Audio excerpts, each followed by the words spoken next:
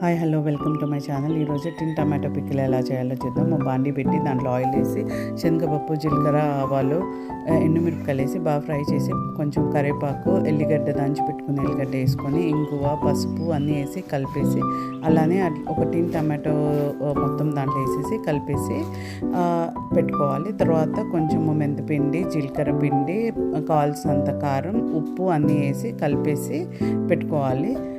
అది ఒక తర్వాత మూత పెట్టి ఒక 7 నిమిషాలు మంచిగా మగ్గనిచ్చిన తర్వాత దింపేసుకోవాలి. వేడి వేడి అన్నంలో టమాటా పచ్చడి వేసుకొని తింటే చాలా బాగుంటుంది.